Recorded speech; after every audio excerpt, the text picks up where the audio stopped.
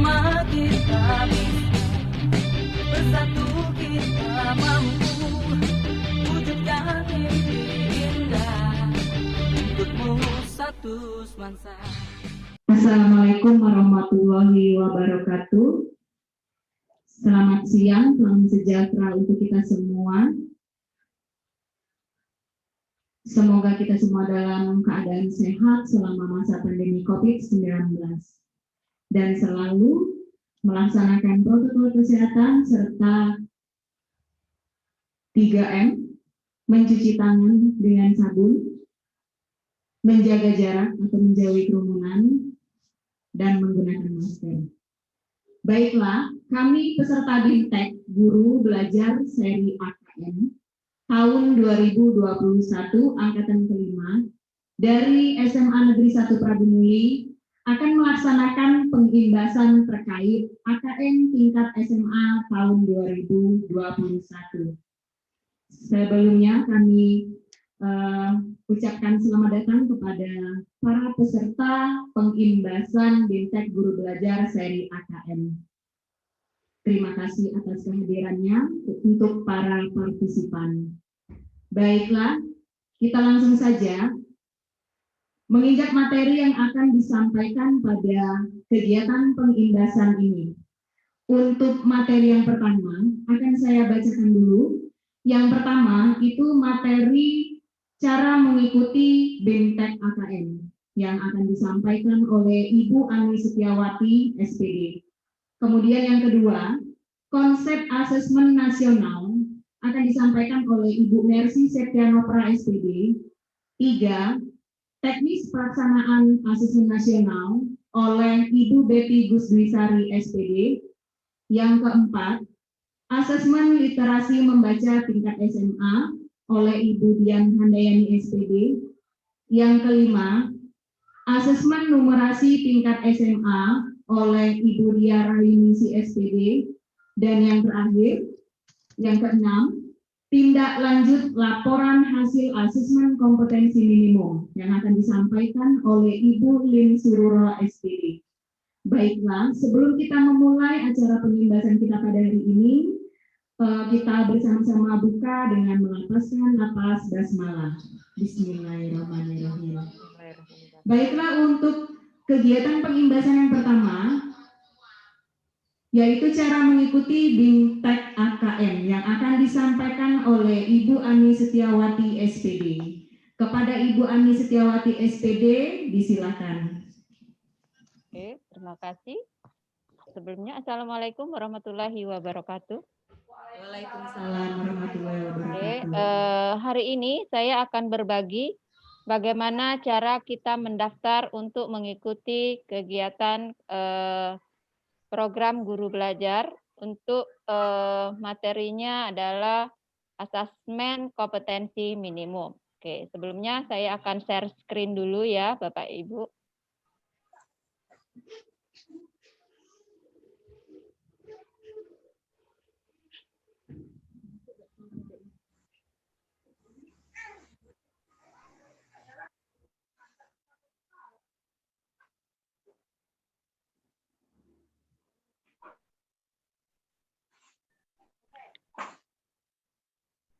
Oke. Mari kita lihat, ini ada cara atau tutorial bagaimana cara untuk mendaftar agar kita bisa mengikuti kegiatan ini. Assalamualaikum warahmatullahi wabarakatuh. Hari ini saya akan berbagi cara mendaftar program guru belajar.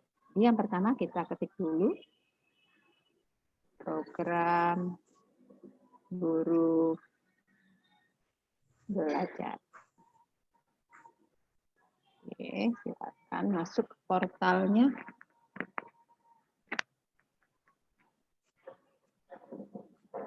Tunggu ya. Oke, kita masuk, kita klik.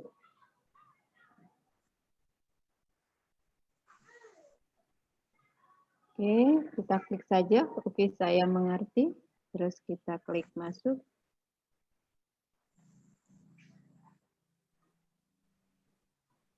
Oke, sebelum masuk kita mempersiapkan dulu nomor UKG, ya.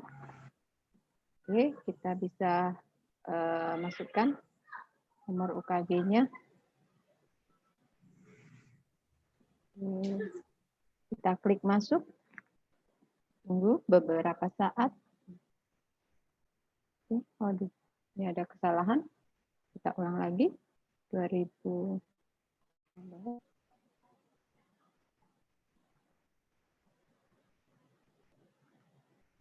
Oke. Kita login. Oke.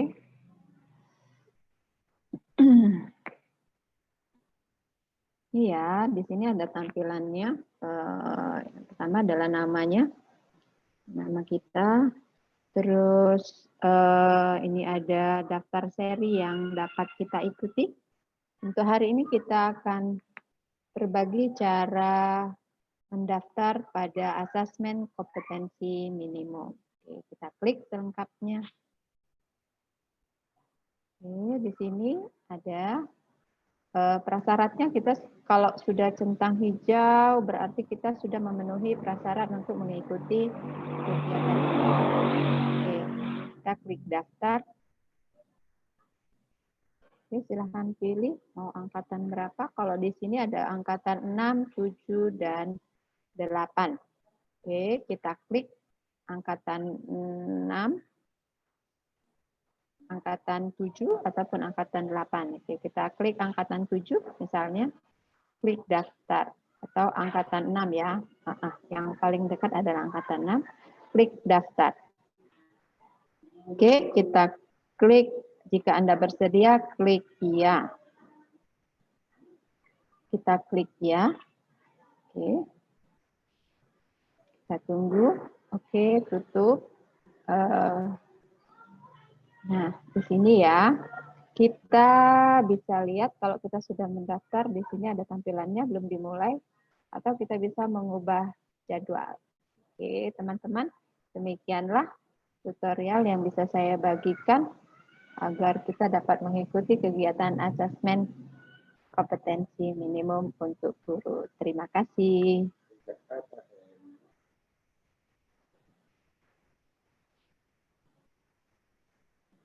Oke, Bapak Ibu, Ibu-ibu, demikianlah tutorial yang dapat saya sampaikan.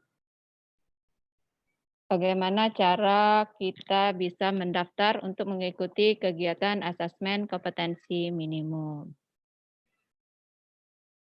Kepada Ibu, saya kembalikan lagi kepada moderator.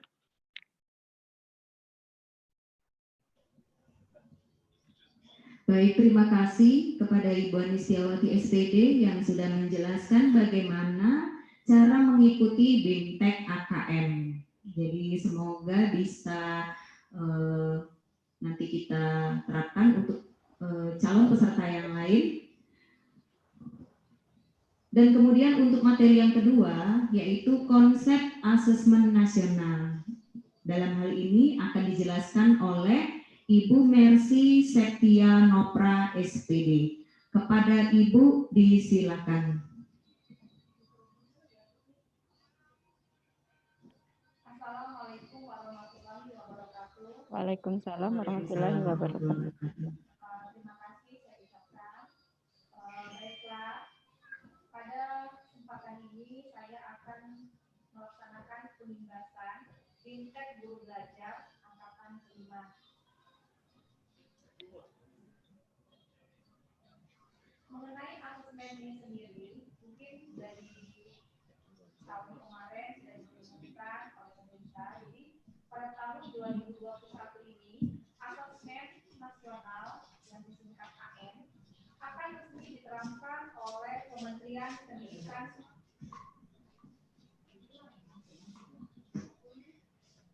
Pada tahun 2021, asesmen nasional yang disingkat dengan AN akan resmi diterapkan oleh Kementerian Pendidikan dan Kebudayaan, dan ujian nasional pun sudah tidak lagi diberlakukan. AN ini diterapkan untuk mengevaluasi kinerja dan mutu sistem pendidikan di Indonesia sehingga diharapkan akan mencapai proses belajar siswa untuk memberikan umpan balik dan tindak lanjut pembelajaran dan kompetensi kepada siswa.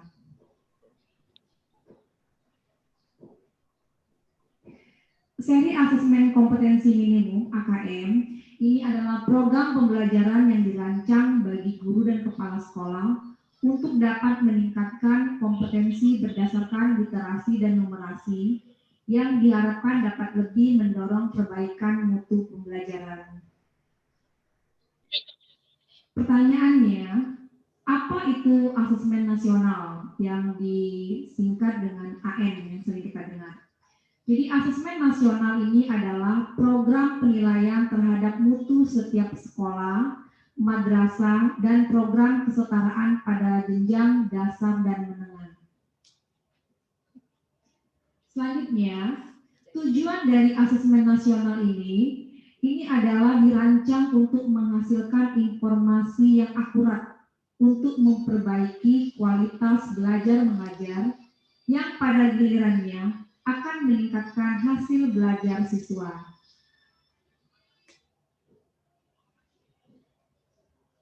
Manfaat dari asesmen nasional ini, yang pertama, potret kualitas pembelajaran di sekolah atau daerah. Jadi bagaimana perkembangannya di daerah yang dilaksanakan asesmen ini. Yang kedua, umpan balik peningkatan kualitas pembelajaran sekolah atau daerah. Jadi di sini umpan balik di sini pemerintah itu mengharapkan dengan adanya asesmen ini bahwa siswa itu tidak hanya menghasilkan pada hasil belajar yang kognitif, tapi diharapkan juga bagaimana belajar yang sosial emosional. Jadi di dalamnya itu ada sikap, ada nilai, ada keyakinan serta penilaian yang dapat memprediksi tindakan dan kinerja siswa di berbagai konteks yang relevansinya dalam kecakapan hidup abad 21. Yang ketiga itu adalah dasar untuk penyusunan program peningkatan kualitas pembelajaran sekolah atau daerah. Jadi dengan adanya program ini diharapkan setiap sekolah itu lebih meningkatkan kualitas pembelajarannya. Petunjuk dan teknis pelaksanaan asesmen nasional. Jadi di sini di asesmen nasional ini ada 3. Di sini salah satu bagiannya adalah yang pertama asesmen kompetensi minimal yang sering kita dengar dengan AKM itu adalah asesmen kompetensi minimal. Yang kedua di sini adalah survei karakter. Yang ketiga survei lingkungan belajar. Nah, dari AKM ini, asesmen literasi dibagi lagi menjadi 2. Ada asesmen literasi membaca dan ada asesmen numerasi. Pada asesmen literasi membaca ini diharapkan itu siswa itu yang pertama mampu memahami, yang kedua menggunakan, yang ketiga mengevaluasi, yang keempat merefleksi. Sedangkan di ases numerasi, yaitu khususnya berupa bilangan atau angka ya, jadi diharapkan di sini adalah memahami, mengaplikasi, dan bernalar.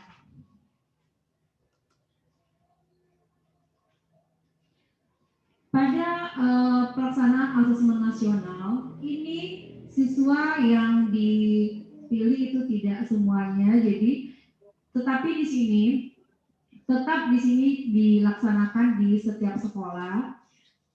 Pelaksanaan dari asesmen nasional ini tetap menggunakan berbasis komputer dan bersifat adaptif. Jadi di sini pertanyaan-pertanyaan yang disajikan itu bergantung dengan kemampuan siswa. Adapun di sini peserta dari asesmen kompetensi minimum di sini adalah seluruh satuan pendidikan. Jadi sudah saya katakan tidak semua murid. Jadi khususnya kalau di SMA memang yang diambil adalah kelas 11, tapi di sini tidak seluruh siswanya. Jadi hanya diambil adalah sampelnya Jadi pemilihan sampel dia secara acak ini.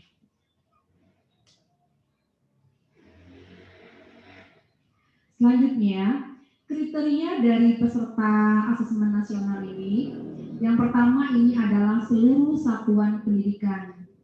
Yang kedua, tidak semua murid. Yang ketiga, pemilihan sampel secara acak. Selanjutnya adalah diambil dari kelas 5, 8, 11. Jadi ada 6 level ya. Jadi SMA itu berada pada level ke-5 dan ke-6. Selanjutnya, setiap peserta mengerjakan tes literasi membaca, tes literasi numerasi, survei karakter, dan survei lingkungan belajar.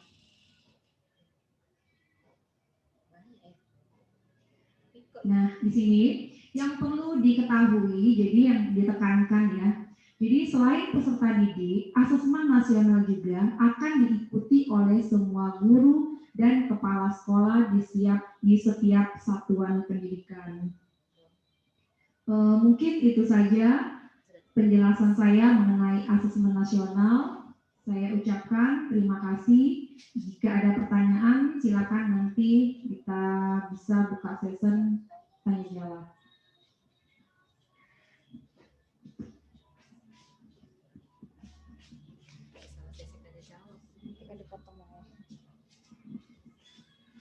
Terima kasih kepada Ibu Mercy Septianopra SPD. Baik, untuk materi selanjutnya akan disampaikan oleh Ibu Betty Gusdwisari SPD tentang teknis pelaksanaan asesmen nasional. Kepada Ibu Betty, disilakan.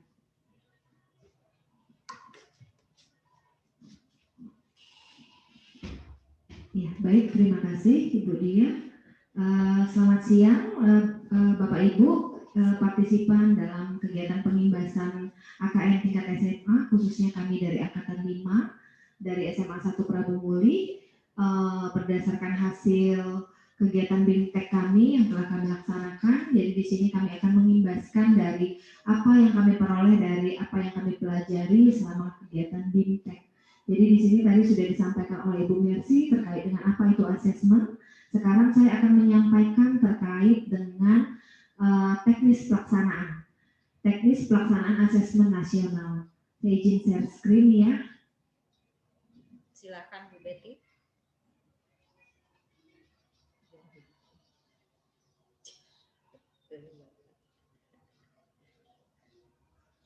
Ya. Jadi di sini berdasarkan hasil kegiatan kami beberapa hari yang lalu terkait dengan kegiatan AKN tingkat SMA, jadi kami sudah menyelesaikan beberapa tahapan topik yang kami pelajari dan sekarang tiba di akhir kami akan mengimbaskan. Di sini saya akan menyampaikan terkait tentang teknis pelaksanaan asesmen nasional. Jadi seperti disampaikan Ibu Mercy tadi, asesmen nasional ini terdiri dari 3 bagian, yaitu ada asesmen kompetensi minimal, kemudian ada survei karakter, kemudian ada survei lingkungan belajar. Jadi di sini untuk AKN sendiri ini nanti ada 2, yaitu asesmen literasi membaca dan asesmen numerasi. Nah, terkait dengan kriteria peserta, siapa saja yang menjadi peserta dalam pelaksanaan kegiatan asesmen nasional, ini adalah seluruh satuan pendidikan. Jadi tidak dipilih-pilih bahwa semua satuan pendidikan itu mengikuti sebagai peserta asesmen nasional. Tetapi siapa yang akan mengikuti ini tidak semua peserta didik, berbeda dengan UN. Kalau UN ini diikuti oleh wajib diikuti oleh seluruh peserta didik.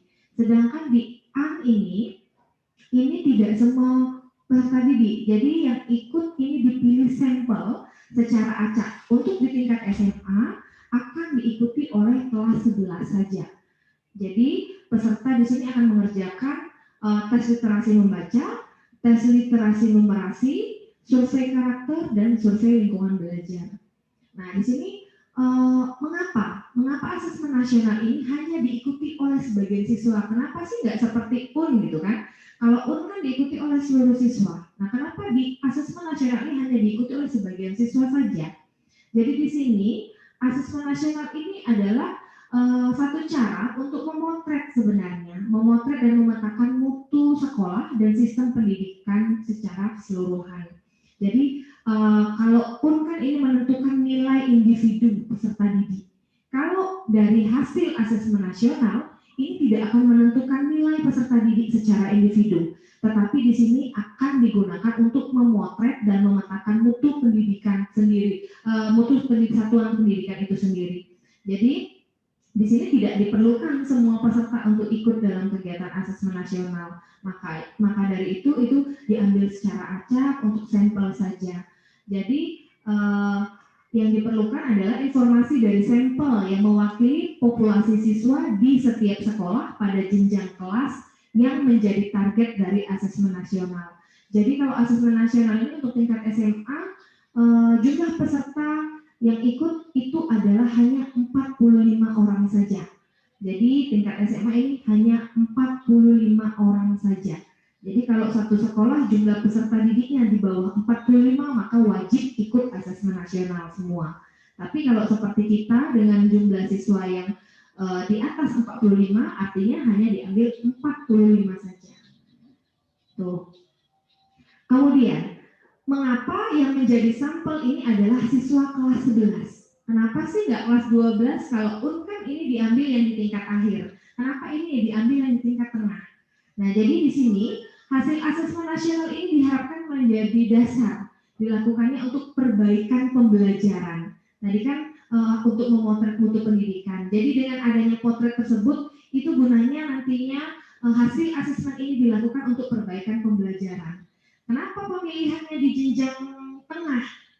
Kalau kita di kelas 11 ini dimaksudkan agar siswa yang menjadi peserta asesmen nasional ini dapat merasakan perbaikan pembelajaran ketika mereka masih berada di sekolah tersebut. Jadi setelah mereka ikut kegiatan asesmen nasional, kemudian dapat potretnya, kemudian dilakukan perbaikan pembelajaran, nanti mereka masih punya kesempatan di kelas 12 untuk merasakan perbaikan pembelajaran yang dilakukan oleh sekolah dari hasil potret tadi berdasarkan hasil asesmen nasional. Nah, jadi asesmen nasional juga digunakan untuk memotret dampak dari proses pembelajaran di setiap satuan pendidikan. Kemudian di sini juga kelas 11 juga telah mengalami proses pembelajaran di sekolahnya sehingga sekolah dapat dikatakan telah berkontribusi pada hasil pembelajaran yang diukur dalam asesmen nasional. Jadi tadi kan setelah melakukan proses pembelajaran, kemudian dapat potretnya, mana yang mau diperbaiki, itu dirasakan oleh siswa yang mengikuti asesmen tadi. Dengan dirasakannya tersebut, kemudian juga untuk sekolah juga di situ dikatakan siswa ini sudah berkontribusi loh dalam meningkatkan dalam mengukur hasil asesmen nasional, berkontribusi juga untuk meningkatkan sekolahnya gitu. Nah, kemudian ini tadi sudah disampaikan terkait dengan peserta AKM, ini seluruh satuan pendidikan, tapi tidak semua murid, kemudian pemilihan sampel dilakukan secara acak. Nah, tadi dikatakan juga yang ikut asesmen nasional ini adalah siswa, guru, dan kepala sekolah. Nah, kenapa unsur ini ikut semua? Kalau siswa ini semua diikutinya. Dari AKM, yaitu literasi dan numerasi, survei karakter, dan survei lingkungan belajar. Ini mereka ikuti. Ya. Nah, untuk apa di situ? Untuk hasil yang AKM literasi dan numerasi ini untuk mendapatkan hasil belajar secara kognitif sejauh mana proses keberhasilan satuan pendidikan melaksanakan pembelajaran secara kognitifnya sudah, artinya disitulah kita diukur kualitas sekolah kita, mutu sekolah kita dari hasil belajar kognitif dari AKM literasi dan numerasi. Kemudian siswa juga ikut dalam survei karakter. Survei karakter ini adalah untuk mengetahui hasil belajar sosial emosional. Jadi sejauh mana juga sekolah itu akan dilihat potretnya, sejauh mana sekolah itu bisa membentuk hasil belajar berupa sosial emosional peserta didik. Itu akan dilihat dari survei karakter. Jadi kelihatan kalau tidak tertanamkan nilai-nilai karakter dalam pendidikan dalam sekolah kita, itu akan tergambarkan melalui sampel yang akan diambil secara acak nantinya. Jadi artinya ini jadi peran kita juga sebagai Bapak Ibu guru, artinya kita juga tidak hanya fokus kepada hasil belajar secara kognitif, tetapi juga fokus juga pada hasil belajar sosial emosional.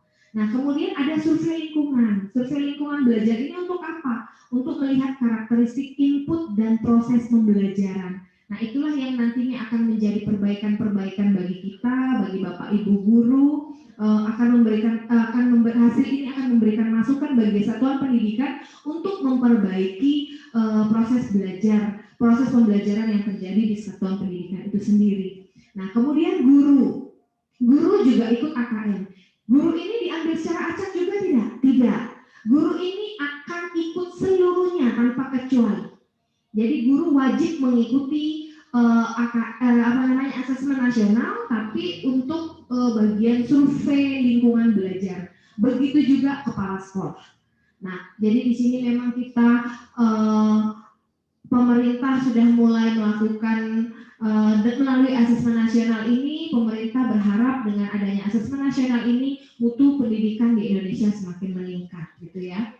Oke, nah ini nanti bentuk soalnya. Bentuk soal dari asesmen kompetensi minimum untuk literasi dan numerasi, AKM literasi dan numerasi. Jadi bentuk soalnya nanti ada pilihan ganda kompleks, ada menjodohkan, isian singkat dan uraian. Nah, pilihan ganda ini siswa hanya dapat memilih satu jawaban saja yang benar dalam satu soal. Untuk pilihan ganda kompleks ini siswa dapat memilih lebih dari satu jawaban benar dalam satu pertanyaan. Kemudian menjodohkan, siswa menjawab dengan cara menarik garis dari satu titik ke titik lainnya yang merupakan pasangan pertanyaan dengan jawabannya. Kemudian untuk isian singkat ini siswa dapat menjawab berupa bilangan, kata, untuk menyebutkan nama benda, tempat, atau jawaban pasti lainnya.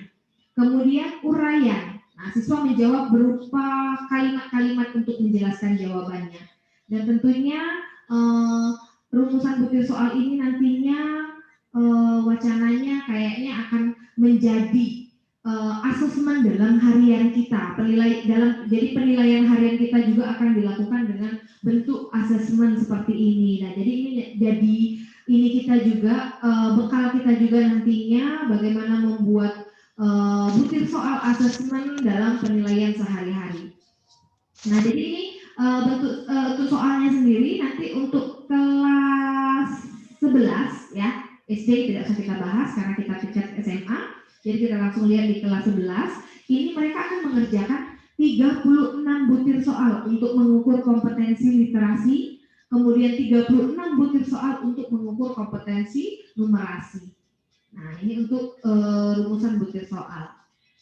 Nah, di sini untuk pelaksanaan AKM-nya, ini berbasis komputer dan bersifat adaptif.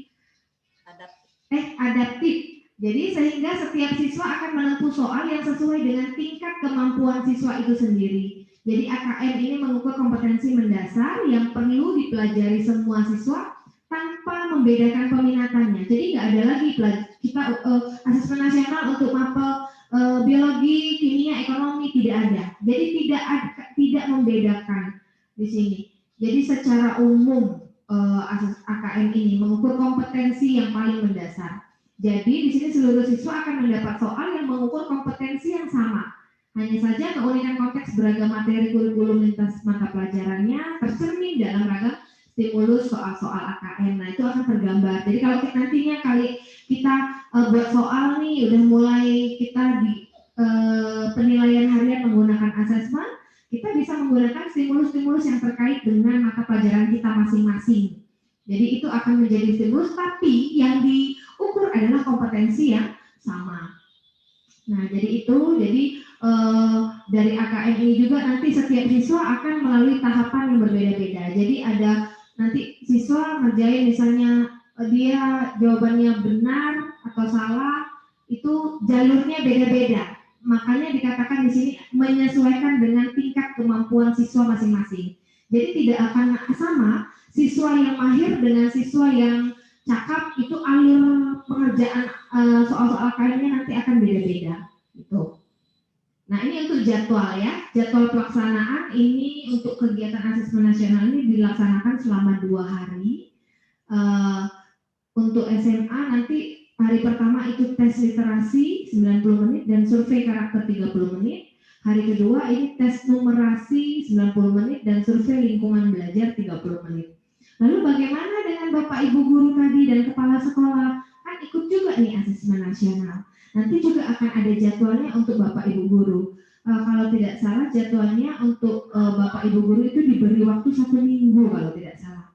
Jadi, tapi dalam rentang 1 minggu itu semua guru wajib mengerjakan. Nah, misalnya saya ngerjain hari ini, besok si A, si B itu bebas. Tapi dalam waktu jangka 1 minggu itu harus diselesaikan oleh Bapak Ibu guru dan kepala sekolah.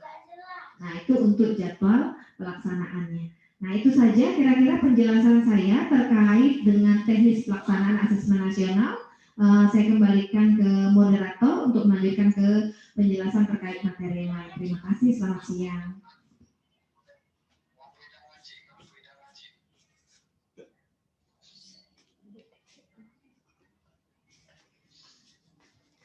Selamat siang, terima kasih Ibu Betty. Kemudian untuk materi selanjutnya, yaitu asesmen literasi membaca tingkat SMA yang akan disampaikan oleh Ibu Dian Handayani SPD. Kepada Ibu Dian disilakan.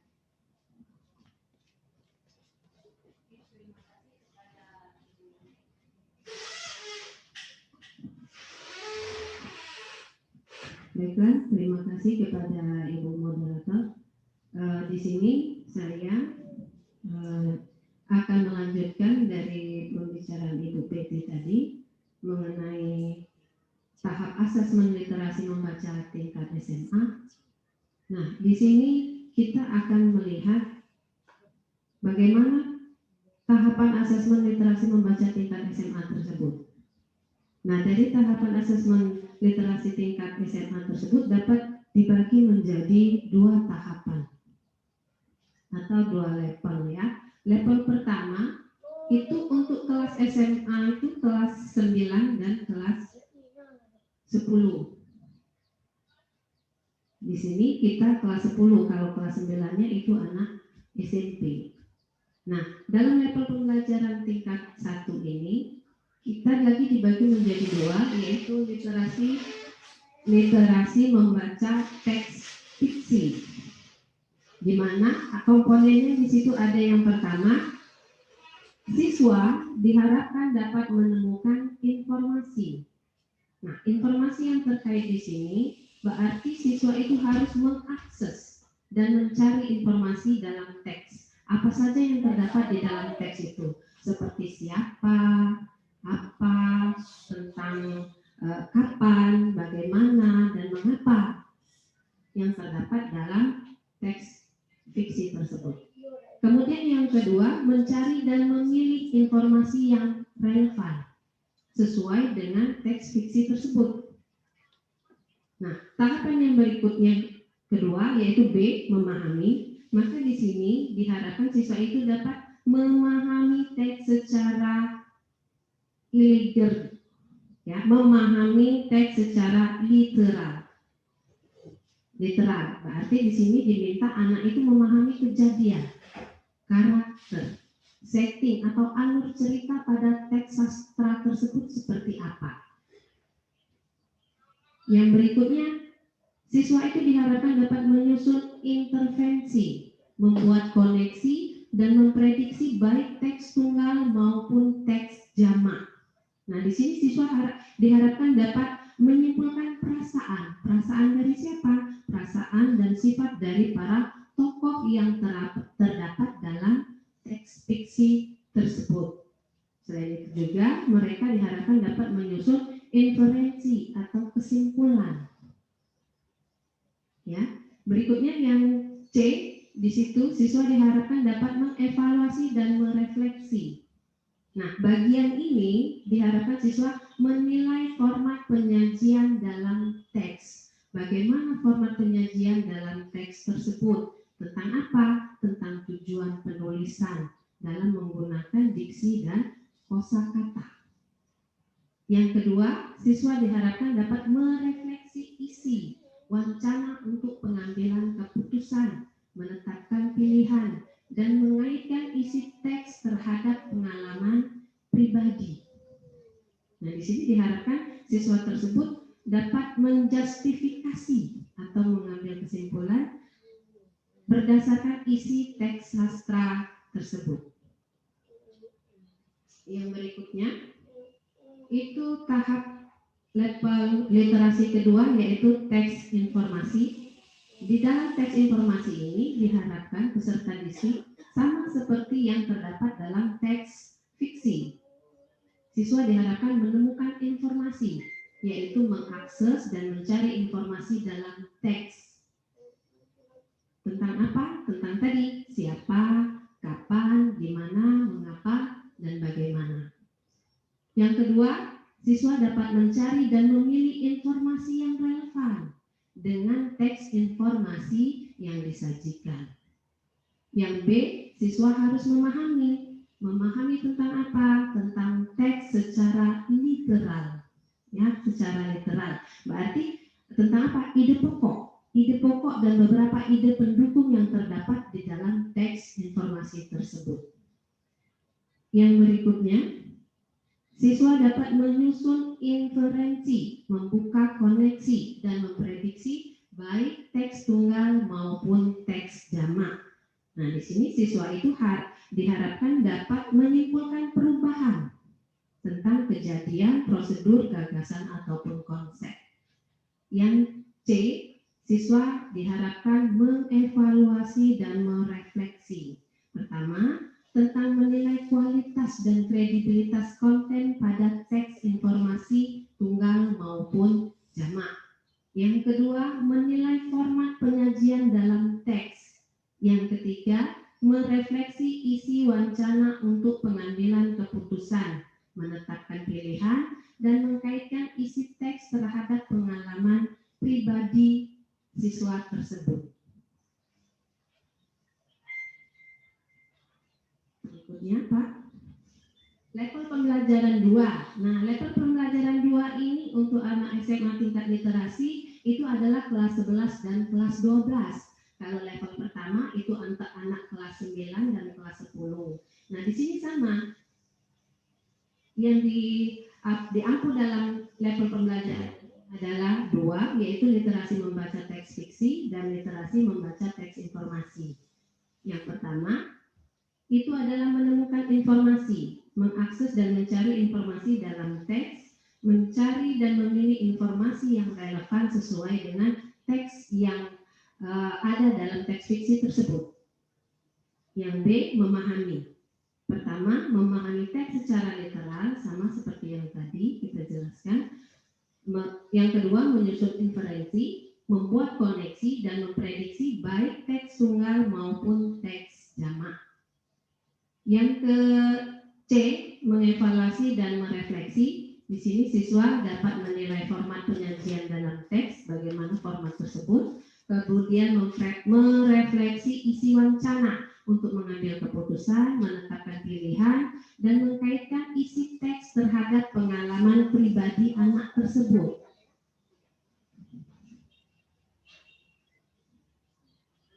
Kemudian yang kedua, literasi membaca teks informasi. Tidak jauh berbeda seperti yang terdapat dalam literasi tahap pertama. Di sini menemukan informasi, yaitu siswa dapat mengakses dan mencari informasi dalam teks, kemudian mencari dan memilih informasi yang relevan sesuai dengan teks informasi yang disajikan. Yang B, siswa dapat memahami, yaitu memahami teks secara literal. Yang kedua, menyusun inferensi, membuat koneksi, dan prediksi baik teks tunggal maupun teks jamak. Dan yang ketiga atau C, mengevaluasi dan merefleksi. Yang pertama, menilai kualitas dan kredibilitas konten pada teks informasi tunggal maupun jamak.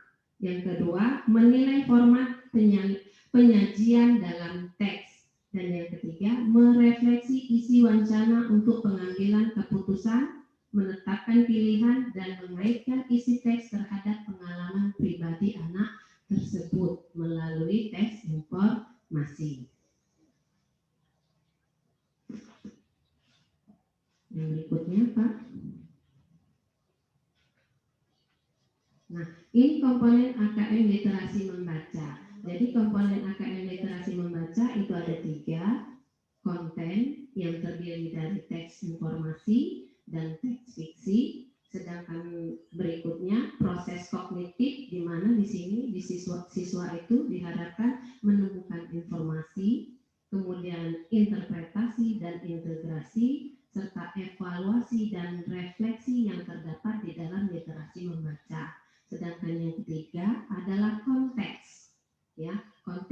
sini mencakup 3, yaitu personal, pribadi anak tersebut secara keterkaitannya, kemudian sosial budaya dengan lingkungannya, dan yang ketiga adalah tentang saintifik, yaitu berkaitan dengan isu-isu yang ada sekarang.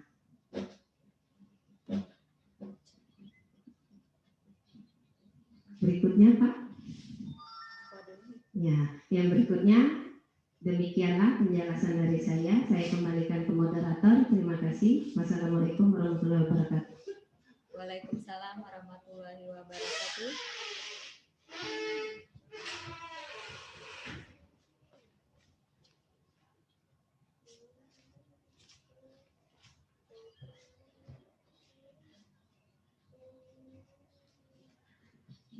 Terima kasih kepada Ibu Dian Handayani SPD yang sudah menyampaikan materi asesmen literasi membaca untuk tingkat SMA.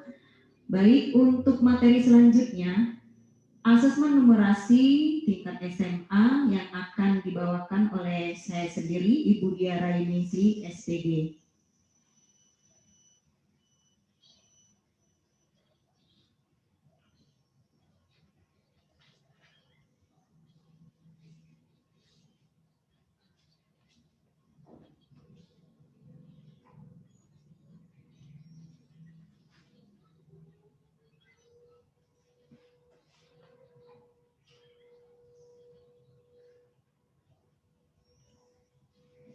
Baik, untuk materi yang akan saya sampaikan, pengimbasan AKM tingkat SMA tahun 2021, yaitu tadi setelah dijelaskan oleh Ibu Dian Handayani, literasi membaca.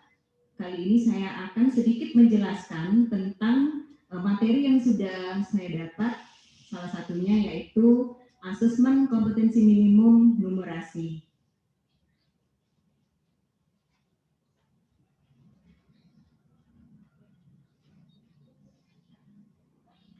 Baik, kita lihat dulu apa itu numerasi. Mungkin Bapak Ibu partisipan sudah mengetahui apa itu numerasi. Jadi di sini kami berusaha untuk membuat pernyataan bahwa numerasi itu adalah kemampuan berpikir menggunakan konsep, prosedur, fakta, dan alat matematika untuk menyelesaikan masalah sehari-hari pada berbagai jenis konteks yang relevan untuk individu. Ini pengenalan tentang numerasi. Nah, di sini kita akan mengenal asesmen kompetensi minimum numerasi. Jadi kalau kita melihat konsep numerasi, di situ kompetensi apa saja yang terdapat di dalam numerasi. Di antaranya ada 3. Yang pertama itu bernalar, kemudian yang kedua mengambil keputusan yang tepat, dan yang ketiga memecahkan masalah. Jadi misalnya kalau di dalam asesmen kompetensi minimum untuk numerasi, jika seorang siswa atau peserta didik kita berikan soal numerasi, jadi seperti ini, dia mengandung 3 kompetensi. Pertama, soal itu nanti bagaimana anak ketika dihadapkan pada soal, dia harus menggunakan penalarannya. Ya, jadi kalau diberikan sebuah soal, misalnya sebuah studi kasus atau peristiwa kehidupan sehari-hari, setelah dia membaca, maka dia akan menyelesaikan dari soal tersebut dengan menggunakan penalaran. Yang kedua, bagaimana mereka nanti akan mengambil keputusan yang tepat. Dan yang ketiga, bagaimana cara memecahkan masalah dari soal tersebut, ya. Jadi nanti akan saya tunjukkan contohnya bagaimana soal untuk numerasi. Nah, lanjut lagi. Nah, di sini ada komponen AKM numerasi. Di antaranya yang pertama, di situ ada 4 konten. Yang pertama bilangan. Nah, bilangan meliputi representasi, sifat urutan, dan operasi beragam jenis bilangan. Seperti kita ketahui kalau dari SD itu sudah ada basic ya, siswa atau peserta didik sudah mengenal yang namanya bilangan cacah, bilangan bulat, bilangan pecahan, dan desimal. Kemudian yang kedua, pengukuran dan geometri. Nah, ini yang berkaitan dengan permasalahan kehidupan sehari-hari. Ya, misalnya saja mereka bagaimana cara mengukur panjang, berat, waktu, volume, dan debit. Kemudian yang ketiga, data dan ketidakpastian. Nah, ini meliputi pemahaman, interpretasi, serta penyajian data maupun peluang. Jadi Bapak Ibu, kalau kita melihat konten data dan ketidakpastian, di sini kalau misalnya kita memberikan, kalau guru MIPA ya, kita memberikan sebuah praktikum atau praktek untuk anak supaya mereka kerjakan. Nah, di dalam praktikum nanti mereka kan pasti setelah bereksperimen maka mereka akan mendapatkan data. Nah, dari data itulah bagaimana caranya nanti mereka mengolah data, menganalisanya, dan menginterpretasi data. Serta data yang didapat tadi kan kalau dia dalam konsep pengukuran, maka nanti anak bisa menentukan ketidakpastian di dalam pengukuran tadi. Nah, itu dalam konten numerasi. Dan yang terakhir itu aljabar. Nah, aljabar ini meliputi persamaan dan pertidaksamaan, relasi dan fungsi, termasuk pola bilangan serta rasio dan proporsi. Jadi kalau di dalam matematika itu ada pelajaran pertidaksamaan dan persamaan. Ya, misalnya menentukan berapa besar variabel, berapa nilai fungsi X-nya, itu dalam konsep aljabar. Nah, setelah konten, tadi kita lihat untuk proses kognitif dalam AKM numerasi, itu ada 3.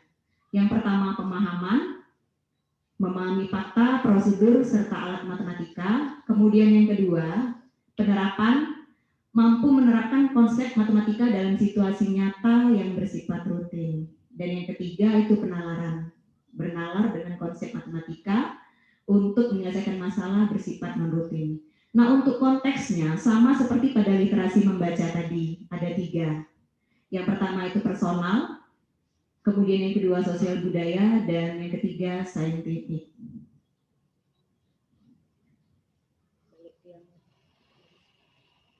Nah, ini Bapak Ibu partisipan konten numerasi tadi. Nah, adanya bilangan, di sini kita lihat ada penjumlahan, perkalian, dan lain-lain. Kemudian untuk pengukuran dan geometri, bagaimana nanti cara siswa melakukan sebuah pengukuran? Ya, entah dia mengukur panjang, kemudian dia menentukan seberapa besar sudut. Nah, itu kalau di dalam pelajaran matematika, ya.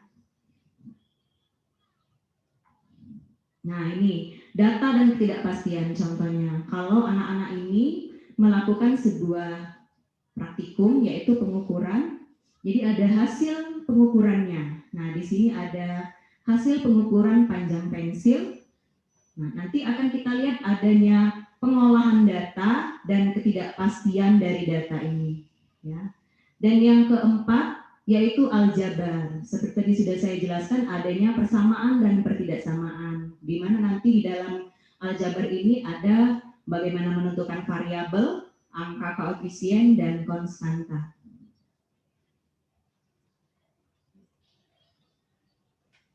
Baik, Bapak Ibu partisipan, di sini sudah saya berikan satu contoh. Sebenarnya ada 2 contoh. Ini untuk yang pertama, yaitu soal numerasi, memahami dan menggunakan perbandingan. Jadi di sini kalau kita lihat untuk menggunakan perbandingan, artinya kita masuk kemana?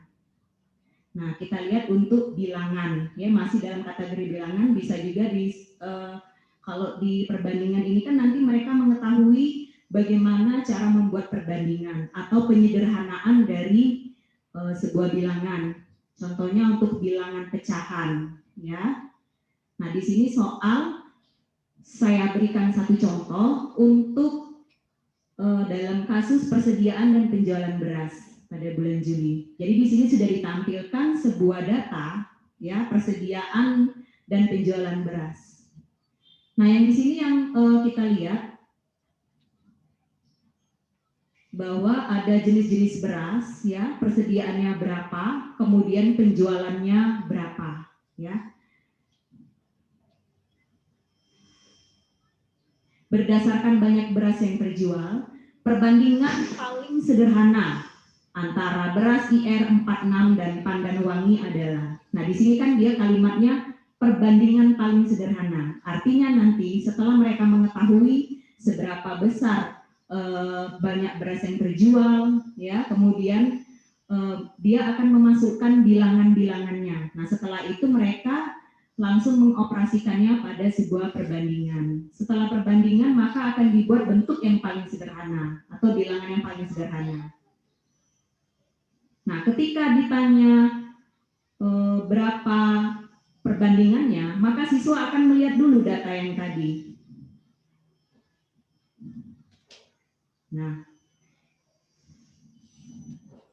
karena yang ditanya adalah berapa banyak penjualan, maka untuk grafik yang kita lihat atau diagram di situ kita lihat diagram batang ini ya. Diagram yang kita lihat adalah yang berwarna orange, ya, artinya banyak terjual. Jadi kalau beras yang ditanya beras IR 46 dan beras Pandanwangi, kita buat sebuah perbandingan. Untuk beras IR 46, nah, siswa harus melihat dulu IR 46, ya. Yang terjual adalah sebesar 180, ya. Di situ banyaknya beras yang terjual 180 kg. Nah, kemudian terhadap Pandanwangi perbandingannya tadi, berarti anak harus melihat bagaimana banyaknya beras, ya, diagram untuk penjualan beras Pandanwangi, yaitu sebesar 380 kg. Maka dia akan membuat perbandingan 180 per 380. Artinya banyak beras IR 46 yang terjual sebanyak 180 kg per banyak beras Pandanwangi yang terjual 380. Nah, ketika anak membuat perbandingan seperti ini, mudah-mudahan untuk konsep yang seperti ini mereka tidak mengalami kesulitan. Ya. Baik, untuk soal selanjutnya, soal yang berhubungan dengan aplikasi konsep ya Bapak Ibu. Jadi ini contoh aplikasi konsep ini pada jemuran. Nah, aplikasi kita pada kehidupan sehari-hari. Di mana jemuran ini kalau kita lihat ada bentuk-bentuk bangun yang bisa kita lihat ya, ada dia nanti belah ketupat ya, kemudian dia persegi panjang ya. Nah jadi untuk lihat soalnya,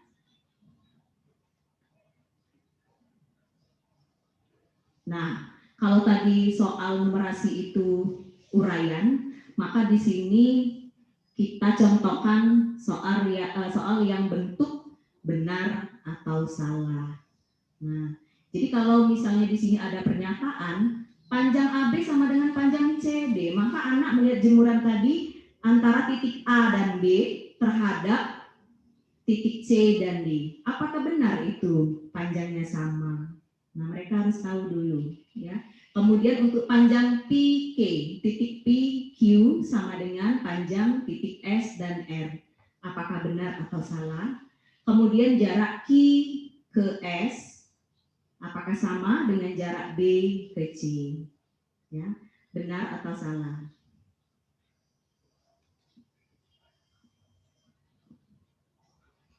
Nah ini ya. Jadi kalau misalnya kita bahas di sini ada yang namanya, mereka harus tahu dulu konsep. Kalau dikatakan soal aplikasi konsep, mereka harus tahu konsep bangun ruang ya. Jadi kalau misalnya untuk belah ketupat ya, kemudian bagaimana cara mencari panjangnya, itu konsep yang anak harus tahu sehingga nanti mereka bisa menjawab atau memilih mana pernyataan yang benar atau salah.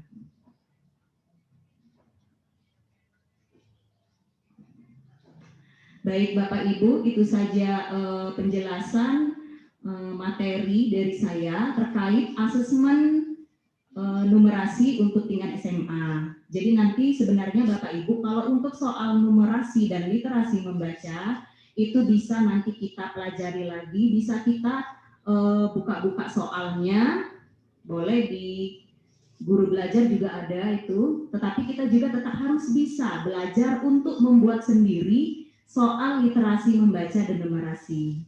Yakinlah Bapak Ibu, kalau kita benar-benar belajar, insya Allah kita akan bisa, ya. Asalkan itu dilaksanakan. Jadi ada pengalaman. Oh, bagaimana cara membuat soal literasi membaca, ya. Kemudian bagaimana membuat soal numerasi. Memang kalau membuat soal itu hal yang sulit, ya. Jadi untuk membuat soal kita tidak bisa yang langsung jadi soalnya, kita harus tahu konsepnya dulu, ya. Baiklah, itulah penjelasan dari saya. Mohon maaf jika ada kekurangan atau kalimat yang kurang berkenan. Wassalamualaikum warahmatullahi wabarakatuh. Untuk materi selanjutnya, tindak lanjut laporan hasil asesmen kompetensi minimum akan disampaikan oleh Ibu Lin Sururo SPD. Kepada Ibu Lin Sururo, disilakan.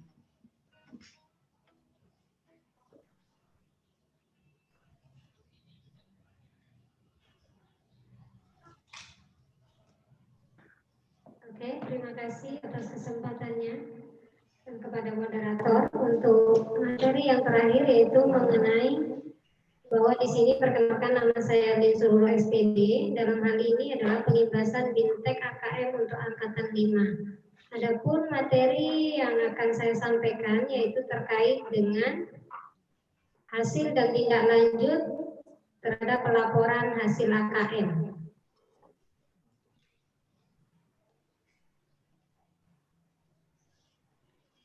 Nah, di sini apa yang akan dilakukan setelah AKM dilaksanakan? Jadi AKM tadi kita sudah ketahui bahwa pesertanya terdiri dari peserta didik yang diambil secara sampel, kepala sekolah, dan guru. Kira-kira setelah dilakukan AKM, apa yang akan dilakukan? Nah, pada materi hari ini inilah yang akan saya mencoba untuk memaparkannya. Yang pertama, pelaporan hasil asesmen, di mana kita harus tahu tujuan daripada asesmen kompetensi minimum adalah untuk memberikan informasi mengenai tingkat kompetensi dasar siswa berupa kompetensi literasi, membaca, dan numerasi, sehingga nantinya satuan pendidikan dapat melihat tingkat penguasaan kompetensi siswanya.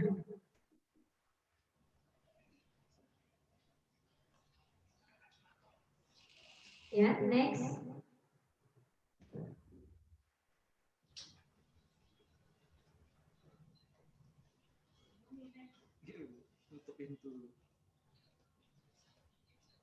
Oke, setelah peserta didik mengikuti AKM, maka nanti akan diperoleh yaitu 4 tingkatan kompetensi baik literasi dan numerasi. Yang pertama, nanti tingkatan yang akan diperoleh oleh peserta didik kita, yang pertama yaitu kelompok yang perlu intervensi khusus.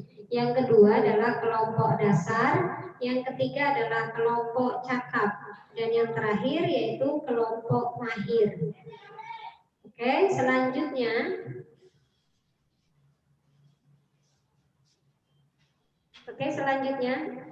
dari hasil AKM nanti akan diperoleh 4 hal yang menggambarkan tingkat kompetensi pada peserta didik kita. Yang pertama yaitu terkait literasi. Jadi nanti akan diperoleh 4 kelompok yang hasil AKM-nya. Yang pertama perlu intervensi, di mana di sini murid belum mampu menemukan dan mengambil informasi yang ada dalam teks ataupun membuat interpretasi sederhana. Jadi seperti contoh soal yang literasi, maka peserta didik di sini belum mampu menemukan informasi yang ada dalam teks, baik fiksi maupun teks informasi. Yang kedua yaitu dasar. Di sini siswa kita, murid mampu menemukan dan mengambil informasi eksplisit yang ada dalam teks serta membuat interpretasi sederhana. Jadi mereka hanya mampu menemukan saja. Kemudian yang ketiga yaitu kemampuan kompetensi yang ketiga yaitu cakap, di mana peserta didik di sini sudah mampu menginterpretasi dari informasi yang sudah disajikan baik teks fiksi maupun teks informasi. Sedangkan yang terakhir yaitu kelompok mahir dalam hal literasi, maka di sini siswa ini sudah bisa mengintegrasikan informasi lintas teks. Jadi ketika dia diaplikasikan ke teks yang berikutnya, mereka sudah memiliki pemahaman yang lebih. Itu adalah kelompok dari hasil AKM literasi. Selanjutnya, yaitu terkait dengan, silahkan next.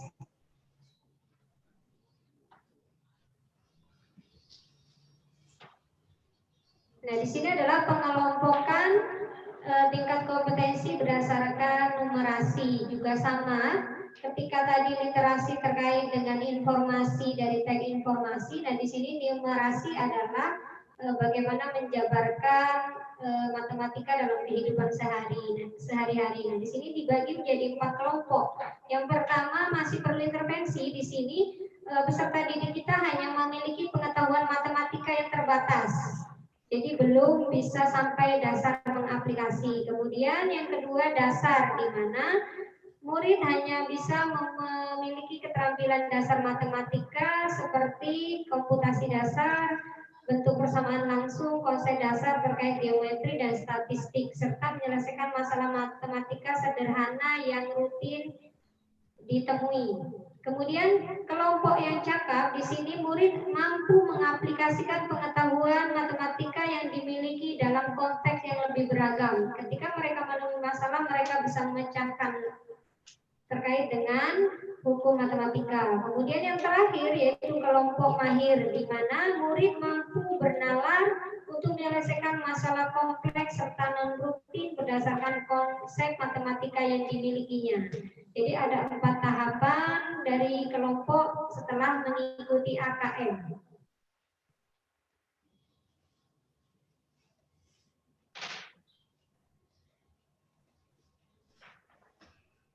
Nah, di sini selanjutnya setelah kita peroleh apa yang akan dilakukan dimulai dari start. Start apa yang akan kita lakukan setelah mengikuti AKM?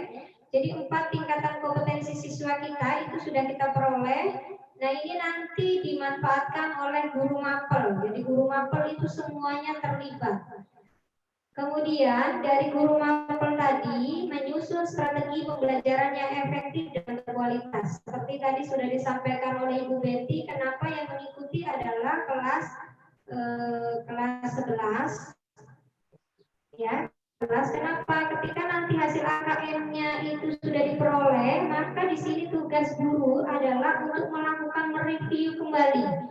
Apa saja sih selama ini yang belum maksimal? Kenapa tingkat AKM yang diperoleh masih dasar? Maka di sini perlu strategi pembelajaran yang efektif dan berkualitas demi peningkatan mutu. Nah, disinilah yang disebut dengan teaching at the right level. Dalam artian kita belajar lagi sesuai dengan level anak kita. Jadi nanti ada perlakuan-perlakuan tersendiri sesuai dengan kompetensi yang diperoleh oleh siswa kita. Harapannya apa? Nanti siswa lebih mudah menguasai konsep dan keterampilan konten pada semua mapel.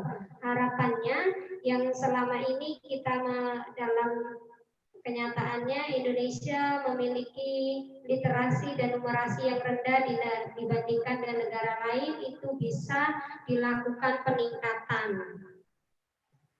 Ya, selanjutnya. Nah, di sini perlu diketahui apa saja sih pembelajaran berbasis kompetensi dan apa saja pembelajaran berbasis konten. Di sini yang namanya kompetensi ini adalah berpusat pada kebutuhan. Apa sih yang dibutuhkan pada saat sekarang ini? Makanya biasanya kalau kompetensi itu lebih ke cenderungan aplikasinya dalam kehidupan sehari-hari. Kemudian yang berbasis konten, di sini materi pelajaran yang akan kita pelajari. Itu yang harus dikuasai siswa. Kemudian belajar untuk pemahaman konsep dan keterampilan. Nah, di sini setelah konsepnya paham, nanti bisa diaplikasikan itu pada kompetensi, sedangkan pada konten ini hanya mencakup apa saja isi dari materinya. Kemudian menunjukkan kinerja dengan menerangkan konsep. Nah, kalau di kompetensi dia harus bisa mengurutkan konsep itu dari yang sederhana sampai yang kompleks. Sedangkan pada konten di sini serangkaian pertanyaan tes berdasarkan topik. Jadi sesuai pertanyaan dia bisa menjawab. Kemudian pembelajaran terkait dengan konteks kehidupan nyata siswa. Kemudian yang pembelajaran konten biasanya tidak terkait dengan konteks kehidupan nyata. Jadi sederhananya kalau kita misalkan belajar arah mata angin untuk apa sih? Ketika kita nanti dalam kondisi tersesat, bagaimana kita menentukan arah, bagaimana kita mau kembali, nah itu nyata dalam kehidupan. Tetapi ketika berbasis konten, kita harus menghafalkan apa saja arah dari mata angin tersebut, seperti itu. Kemudian yang terakhir, ini yang menjadi penting, orientasinya pada proses dan penguasaan kompetensi. Setelah dilakukan pembelajaran, apakah siswa kita prosesnya itu dinilai dari awal sampai akhir. Sedangkan orientasi konten nanti setelah anak ujian, nah berapa nilai akhir yang diperoleh. Nah, itu perbedaannya. Selanjutnya. Ya, jadi di sini kategori kompetensi dan contoh analisisnya. Nah, di sini kita akan mengetahui setelah AKM peserta didik kita peroleh, apa sih yang akan kita lakukan. Nah, di sini ada 4 hal yang harus jadi perhatian. Kebutuhannya seperti apa, caranya, strukturnya, dan pendekatan terhadap tingkat hasil AKM yang diperoleh tadi. Dari mulai yang ada intervensi, dasar, cakap, sampai dengan mahir. Ya, berikutnya.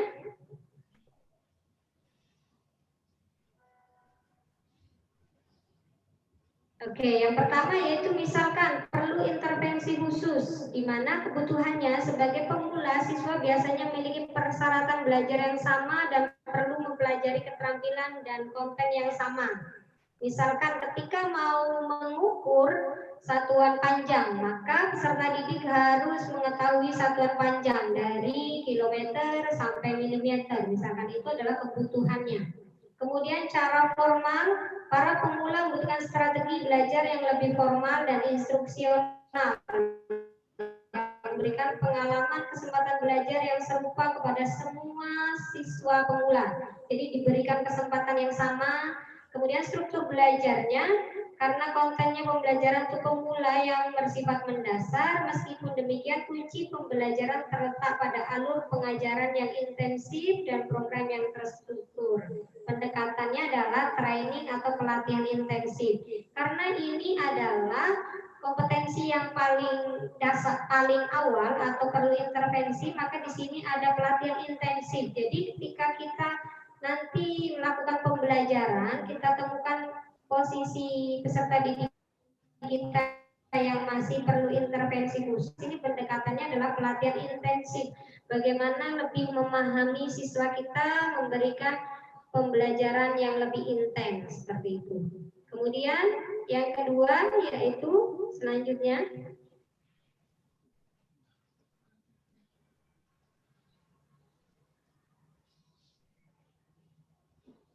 next. Yang kedua yaitu, mohon maaf slide-nya terlewat. Yang kedua yaitu dasar. Dalam artian di sini tadi sudah beda. Kita lihat dari segi pendekatannya. Kalau tadi ada pelatihan intensif, di sini pendekatannya yaitu melalui coaching, simulasi, pemecahan masalah yang sangat penting untuk meningkatkan kinerja dan tingkat kenyamanan siswa pada tingkat kompetensi dasar. Jadi kalau tadi yang pertama pendekatan intensif, materi yang diulang lebih mendasar. Nah, yang di sini untuk yang dasar di sini sudah diajari bagaimana mensimulasikan dari sebuah materi, kemudian dipecahkan masalahnya. Itu kita lihat dari segi pendekatannya. Kemudian yang ketiga adalah cakap. Next, yang ketiga. Ya, di sini kita lihat mengelola pengetahuan yang sudah didapatkan serta memberikan dukungan kinerja pada siswa dengan tingkat kompetensi cakap yang diperlukan.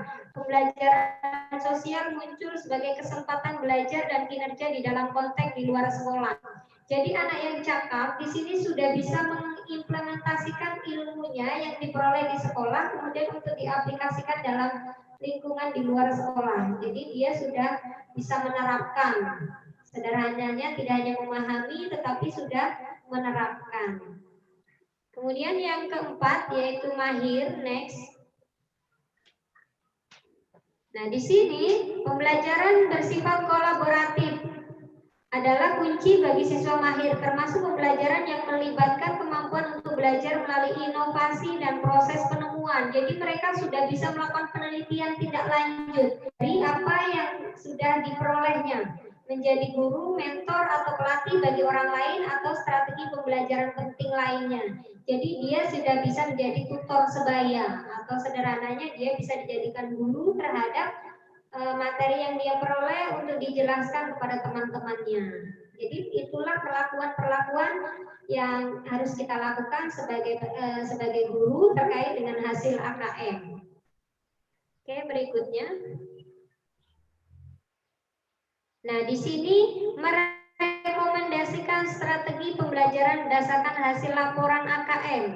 Nah, disinilah yang namanya kenapa dilakukan pada kelas, karena kita tingkat SMA dilakukan pada kelas 11.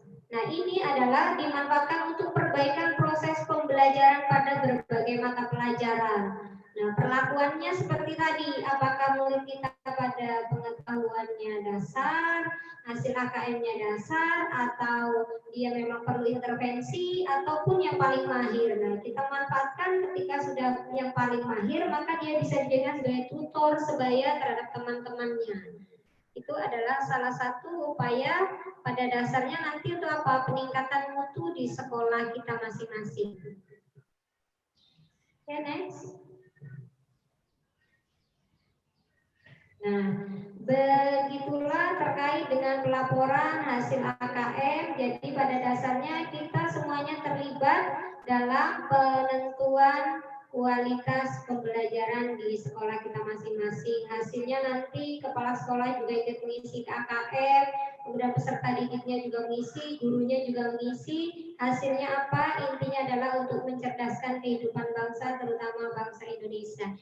Itu terkait dengan materi saya kembalikan kepada moderator. Terima kasih. Wassalamualaikum warahmatullahi wabarakatuh.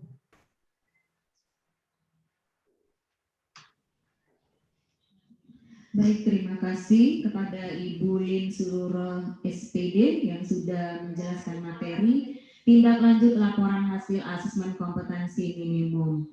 Baik, Bapak Ibu partisipan, telah selesai kami sampaikan materi terkait asesmen kompetensi minimum tingkat SMA, dan di sini nanti jika ada Bapak Ibu partisipan yang ingin bertanya tentang AKM yang sudah kami sampaikan tadi, materi-materinya.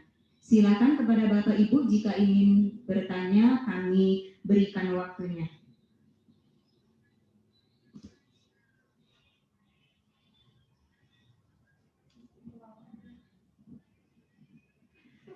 Baik, sambil menunggu partisipan yang ingin mengajukan pertanyaan terkait tentang AKM, di sini kami informasikan kepada Bapak Ibu partisipan yang belum mengikuti BIMTEK Guru Belajar seri AKM untuk tahun 2021, masih ada beberapa gelombang atau angkatan yang bisa Bapak Ibu ikuti. Nah, jadi kalau kami ini berada di angkatan 5 dari tanggal 24 sampai tanggal 28 ya, sehingga sampai pada pengimbasan hari ini. Nah, untuk Bapak Ibu bisa nanti dibuka-buka informasi di Guru Belajar Kemdikbud. Di situ nanti akan ada jadwal atau periode pendaftaran Bapak Ibu bagi yang berminat mengikuti BIMTEK Guru Belajar seri AKM tahun 2021. Nah, di sini masih ada 6 angkatan lagi, mulai dari angkatan ke-6 sampai ke angkatan 11 ya. Jadi kalau angkatan ke-6 itu dimulai dari tanggal 29 Januari angkatan 6 ya 29 Januari 2021 sampai 2 Februari 2021. Nah, untuk seterusnya angkatan 7, 8, 9, 10, 11 itu nanti dia langsung lanjut ya Bapak Ibu. Nah, untuk angkatan yang terakhir, angkatan 11 itu terakhir di mulai dari tanggal 23 Februari 2021 sampai ke 27 Februari 2021. Nah, silakan Bapak Ibu buka-buka informasinya di gurubelajar.kemdikbud.go.id. Ya, di situ banyak sekali ya kita dapat informasi tentang program Guru Belajar, terutama untuk seri Asesmen Kompetensi Minimum atau AKM. Baiklah Bapak Ibu partisipan, jika tidak ada pertanyaan, maka akan saya tutup ya, akan kita akhiri acara kegiatan pengimbasan BIMTEK AKM tahun 2021. Ya, jadi sebelum saya tutup, kita akan foto sebentar ya, Bapak Ibu partisipan. Jadi tolong untuk videonya diaktifkan atau kameranya di on. Ya, untuk slide pertama akan saya foto. Siap-siap ya Bapak Ibu untuk segera difoto. Ya, 1, 2, 3. Baik, terima kasih. Ya. Kepada Bapak Ibu partisipan, kami sangat mengucapkan terima kasih banyak atas kehadirannya dan sudah meluangkan waktunya dalam acara pengimbasan AKM tahun 2021. Saya selaku moderator, mohon maaf jika ada kalimat yang kurang berkenan. Kepada Allah saya mohon ampun. Wabillahi taufiq wal hidayah. Wassalamualaikum warahmatullahi wabarakatuh. Waalaikumsalam Selamat sore. Wabarakatuh.